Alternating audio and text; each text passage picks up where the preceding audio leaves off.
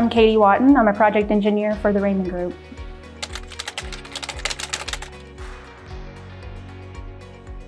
So next month will be 5 years. I just love the people I work with. I think it's a great company, but it's more about the team that you're working with per project that kind of keeps me around. They're very hardworking and just makes me want to work harder. I started out in the prefab department. I had no idea what framing and drywall was. I have a drafting background, but I didn't know the specifics of how a wall was built and ceilings were built. So I started out in prefab, and I kind of maybe got complacent and wanted to find out what PE roles were, and I transitioned to the field. I always wanted to be an architect when I was younger, and until I worked with them, and then I realized it was really stressful. I think it's cool to be a part of something from start to finish, from groundbreaking to final punch of a job. It's cool. There's so many routes you can take. I don't think it's just labor and field work. I think unless you have a craft that you find, but I started out doing BIM coordination, which is mechanical, electrical, and plumbing coordination, pre-coordination before the project's built. So you try to resolve all those clashes before the guys actually install it. And I think that there's kids that can do that right out of high school and they don't even know, and make really good money. Like it pays really well. And I used to live in Texas, and I did went to a few high schools to try to let them know you don't have to just go to college. You can go to join the union, you can go to a trade school, or you can just find jobs. I was probably stressing more the BIM coordination route, but they could do that stuff right out of high school.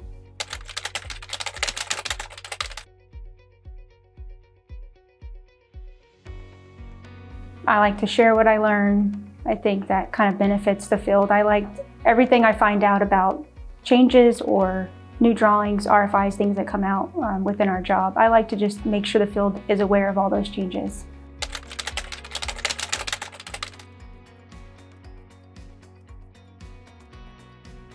I've always wanted to learn.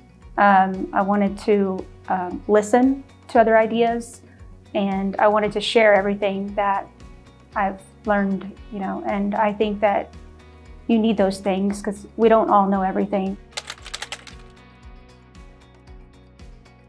There's always something new. I learn something new every day, and I think that's what I enjoy the most. Checking emails, writing RFIs, checking with the superintendent, make sure he has everything he needs. Get with my project manager, see if there's anything I need to do for him. I do a lot of some of the drafting here in Las Vegas, so I do QML layout, which is it's a program where the field can lay out walls and drywall, or framing and drywall. So I do that for them. It's usually every day. I would say my coworkers, I also want to be like a good role model to my nieces and nephews. So it's kind of showing them that, I work hard and things like that. So.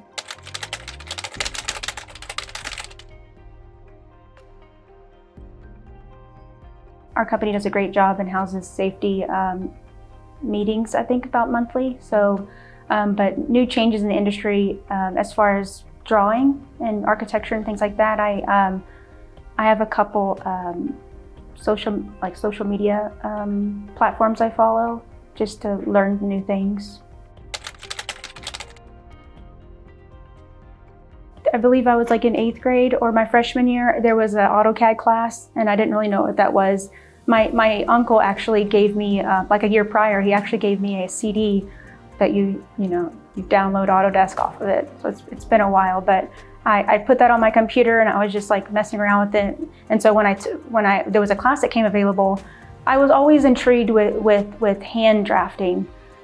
So the class did a lot of hand drafting, and then the next day you would go back and you would draw it in AutoCAD. So it's like you learn how to write the letters and just protractor. It's just, yeah, there was a lot of tools that we used. And I think that's what really started this whole journey that I'm on right now.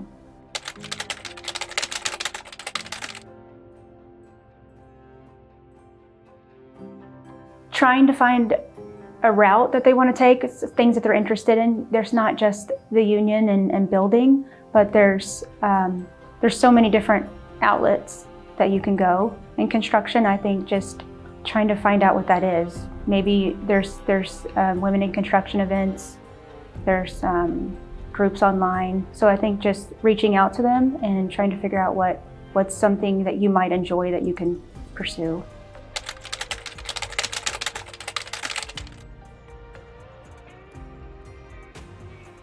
I've learned not to be complacent. I think when a lot of people stay where they're at because they're comfortable and it's convenient.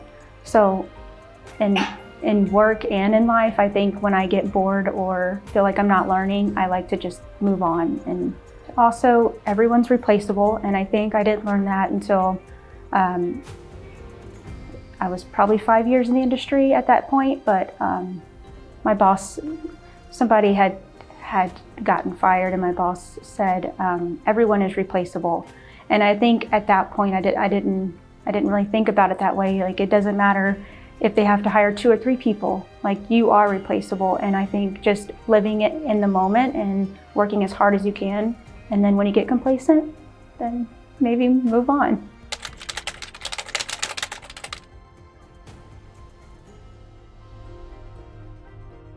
When I lived in Texas, I worked for a BIM consulting firm, and they didn't pay much, but they invested in us. And I think I didn't care much about the pay. I just wanted to learn as much as I could. So, I mean, the company, it was based out of Houston, but the owner, it was family owned. He brought all of us here to Vegas to the Autodesk University conference. And that was my first time to be like, oh my gosh, this is crazy. Like, you get so caught up in your everyday tasks, like you don't really know what's all out there. So that conference really, like, I get goosebumps talking about it because it was really, really inspiring. And then after I moved on from them, I went on to another company, and they also invested in me, and they sent me to Autodesk. They actually encouraged me to speak at Autodesk University. They wanted me to submit a session, and they said, but Autodesk usually doesn't pick first-time speakers. So why don't you submit 3 classes? And all 3 of my classes got accepted. So I was freaking out. There were over 100 people in each session, and I'm glad I got to experience it, but I will never do it again. I will never do it again, but it's pretty cool. Like, people, I think that what I've learned in those, speaking at those conferences, is there's always someone in the audience that knows more than you, but it's just, maybe there might be a little bit that they don't know. So I just got up there and just spoke about what I knew.